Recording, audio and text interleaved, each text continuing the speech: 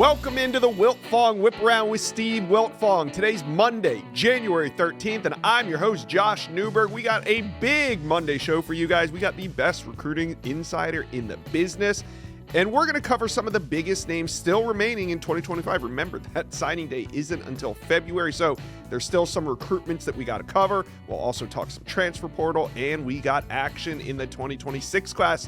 So sit back for the next 20 to 30 minutes and get caught up on all things recruiting. But before we get going, guys, hit subscribe to the On3 Recruits channel.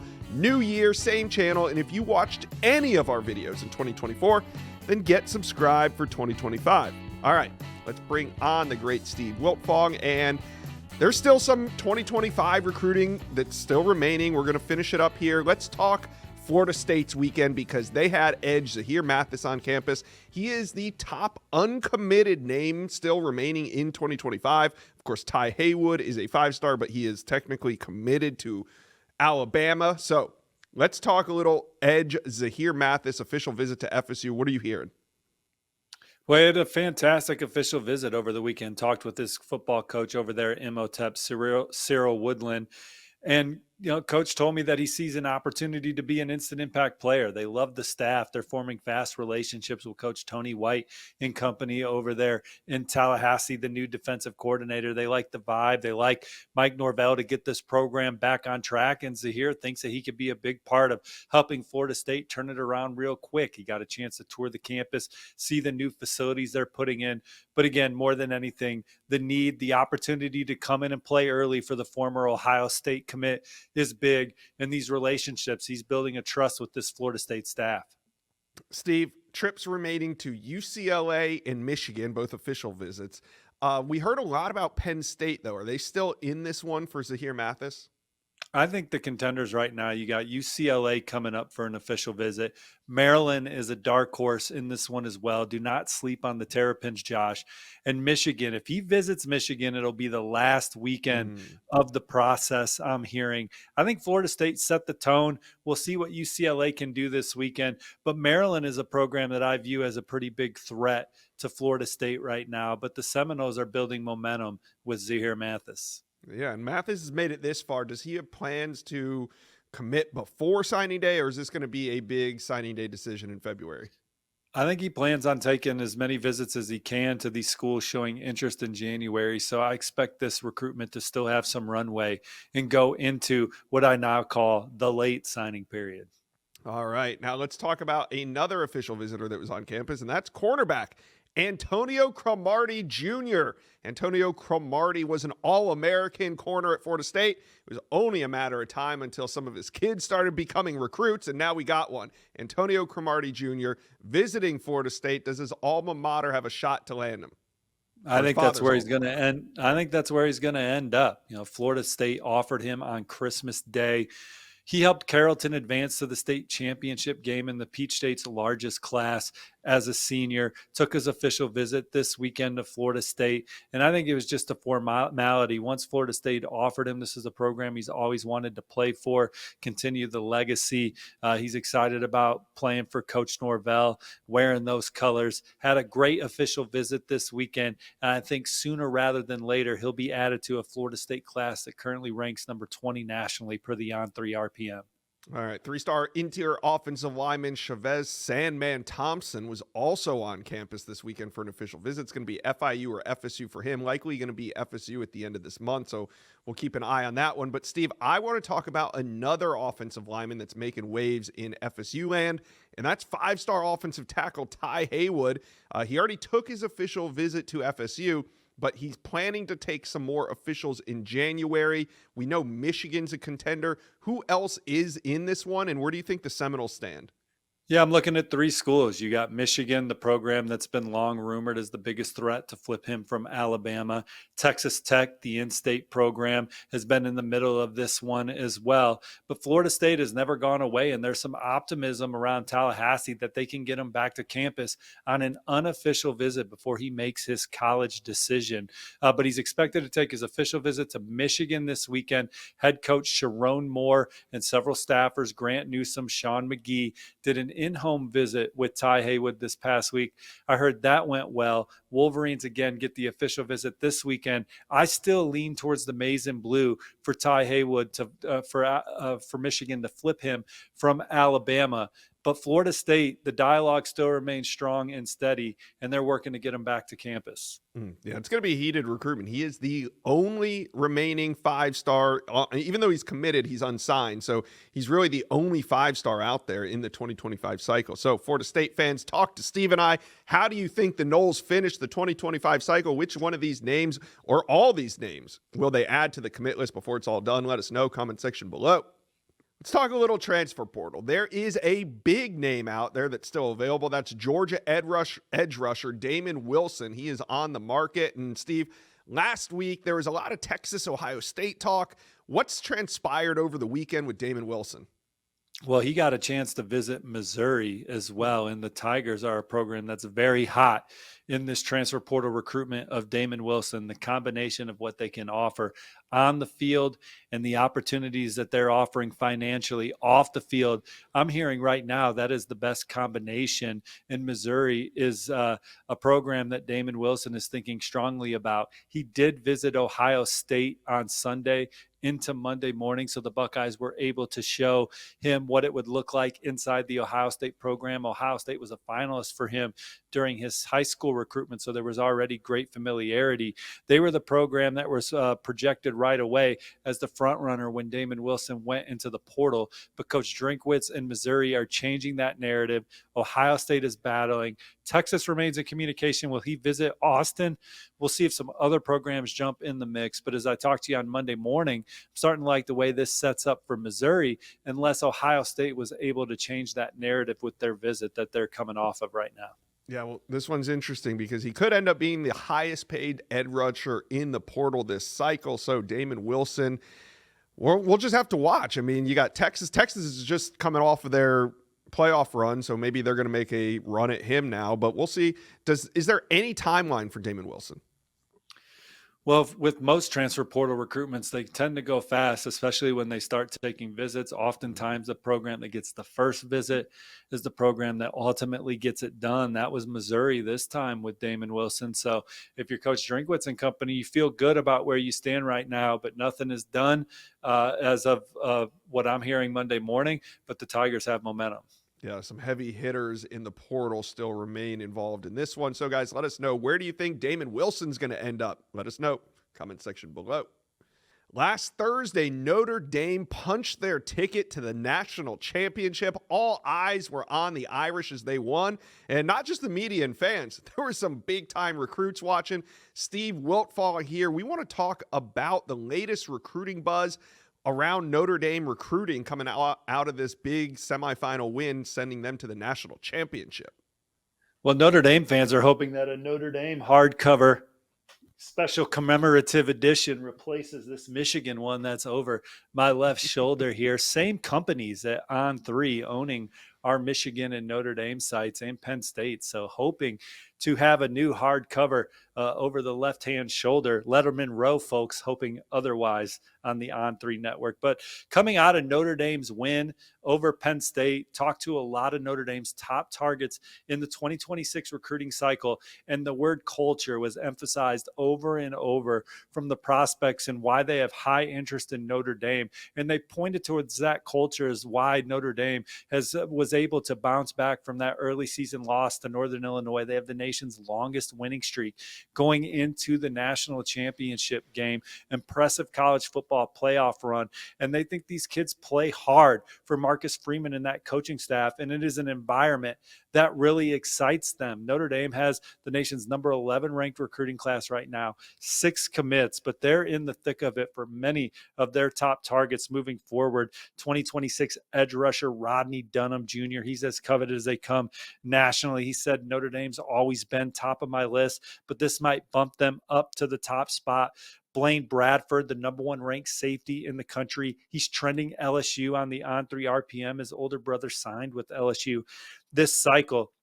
But the win over Penn State, he said, games like this mean a lot, as a recruit. Blaine Bradford's looking at Alabama, Ohio State, Oregon, as well as Notre Dame and LSU. Notre Dame's always been a front runner, though. Simeon Caldwell's the nation's number 3 safety. Notre Dame's secondary under Marcus Freeman, Al Golden, and the staff, they've had some of the best players in college football the last couple of years, from Benjamin Morrison to obviously Xavier Watts, and guys like Simeon Caldwell see that. And again, they point to the culture and environment of this football program. Mikel Blade, a defensive lineman from Chicago, Simeon. I think that Notre Dame continues to set the pace in his recruitment. Javian Osborne's one of the top running backs in the country. He wants to visit, but so many blue chip recruits talked Notre Dame this weekend, and they're feeling the Irish as they go into this title game next Monday. Steve, who are 3 prospects that Notre Dame appears to be in great shape with as we head into this new year in 2026 cycle? Yeah, let's start with one of the most coveted safeties in the country, Joey O'Brien, who's from the state of Pennsylvania. During the season, he told me that Penn State was setting the bar for him in his recruitment. But talking to a source on Monday morning, they feel like that game in particular on Thursday night has changed things in that recruitment. And there is a lot of confidence around Notre Dame for where they stand with Joey O'Brien. Let's pivot to Tank King, 4-star linebacker out of Port Arthur, Texas, Memorial High. Talked to him right after the game on Thursday night, and he said Notre Dame is as top as it can be in his recruitment. He was at Texas A&M over the weekend. Those are the 2 programs that I view at the top, but Notre Dame looks like they are in pole position for Tank King. And then one of Notre Dame's absolute favorite players on the board is defensive end, edge rusher, Samodi Kedoanga out of Sarah High in California, where they just landed, J. Sarah Catholic, where they just landed Madden Faramo at the end of the 2025 cycle. They're battling USC, Ohio State, and Oregon, among others here. He's been to Notre Dame. I think that Notre Dame is in great shape to land him as well, after he said USC was kind of setting the bar for him during the fall. A lot of excitement around this Notre Dame program for him going into this offseason.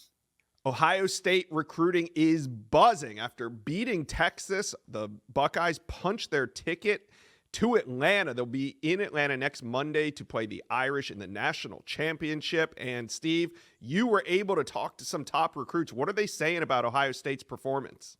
Well, as Jack Sawyer was flying into the Texas backfield, Quinn Ewers on the run. He hits him, forces the fumble, picks it up, runs it back 82 yards the other way. A lot of the Ohio natives watching the game see themselves making those kind of impact plays for a Buckeyes program down the road and helping them compete for their next national championship. That starts with the number 1 corner in the country, the number 1 player in the state, Elbert Hill. Ohio State's got their hands full keeping Elbert Hill home. Oregon, Texas A&M, Tennessee, Georgia, some of the other contenders. But Ohio State, what they've done in the past with defensive backs, the development, that excites this family. And then watching Ohio State get the big win against Texas. Recruiting's a game of inches. You never know how they're going to add up. But guys like Victor Singleton, Sincere Johnson, cornerback, linebacker. I like where Ohio State stands for Sincere Johnson.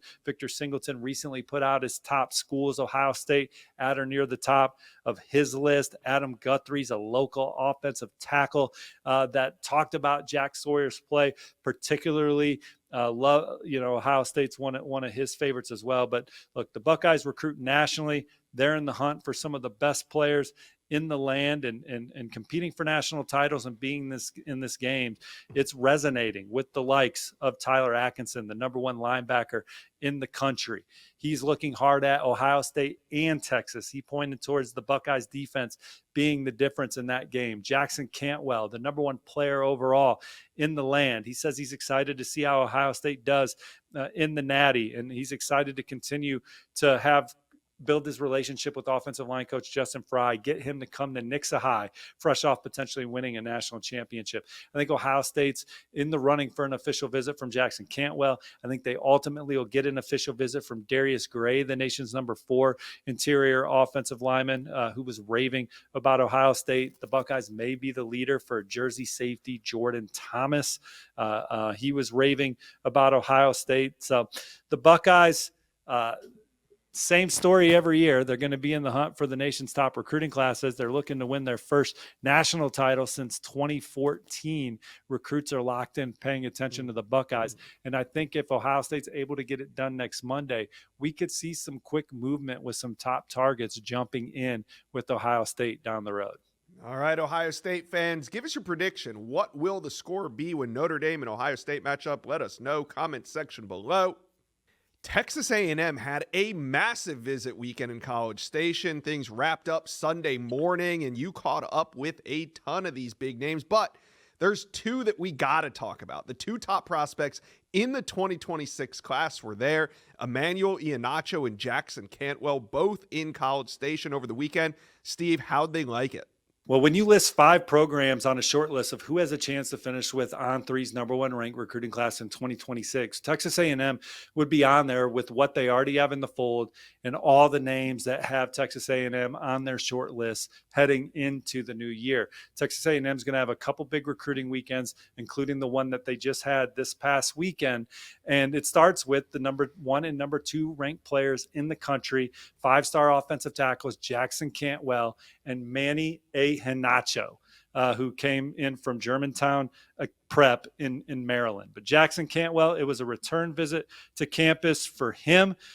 Stayed into Sunday morning. He said his experience was good, had a great time throughout. The coaches, facilities, general style of football they're playing, they were the things he learned about and were positive takeaways. I think that when you look at Cantwell's recruitment, Missouri is one of the front runners. Georgia is one of the front runners. Oregon is a school that I think is a dark horse there. He's looking to start lining up official visits. Alabama is in there. Miami is in there. Michigan, Ohio State.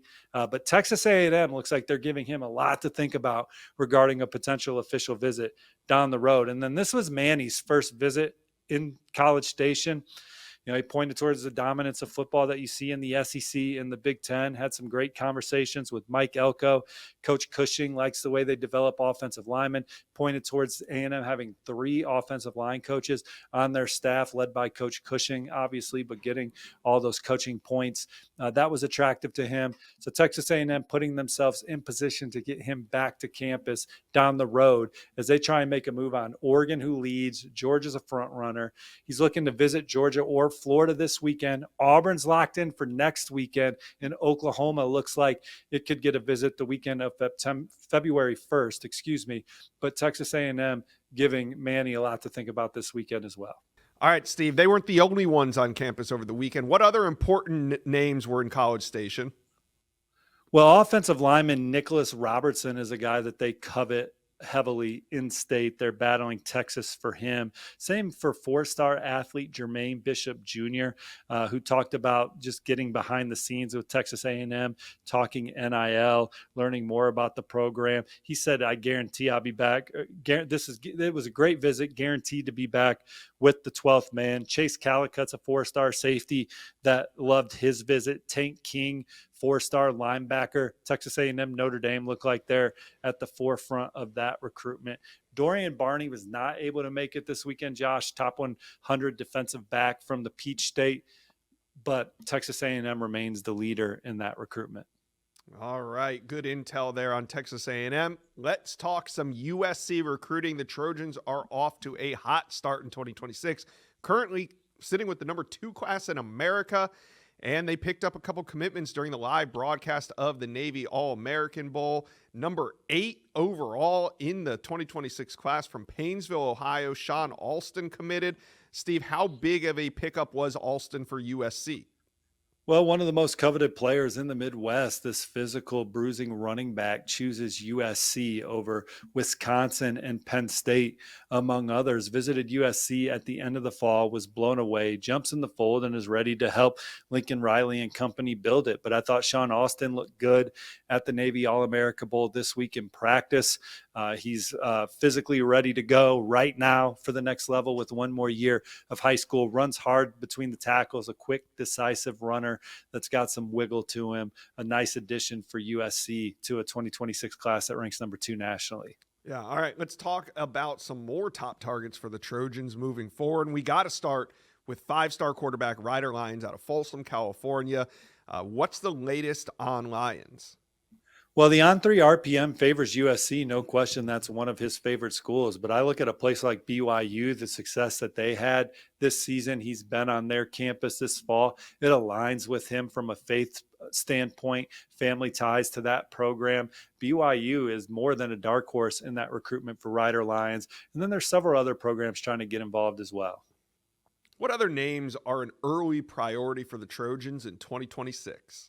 Well, on the heels of landing running back Sean Austin, let's stay in that room. Deshaun Rideau is a prize running back recruit from the Golden State that USC, I have an on-3 RPM prediction in favor of the Trojans for. UCLA, several others trying to make a run. Trent Mosley is one of their most coveted receivers in state from Santa Margarita Catholic. Notre Dame, USC look like the two major players in that recruitment. He visited both this fall.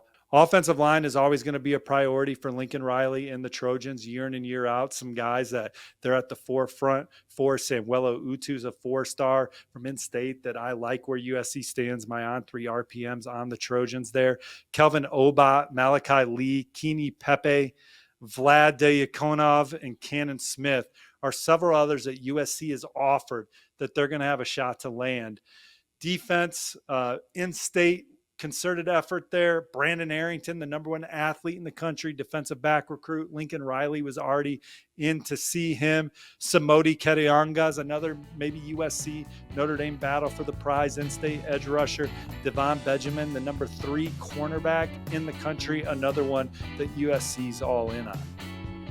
And that'll do it for today's episode of the Wiltfong Whiparound. Thanks for tuning in. Please make sure you hit like and subscribe to the On3 Recruits YouTube page so you're up to date on the latest, best recruiting information from all our experts, live commitments, pop-up shows, the inside scoop with Josh Newberg. It's all here on the On3 Recruits YouTube channel. So please hit like and subscribe. Thanks for tuning in.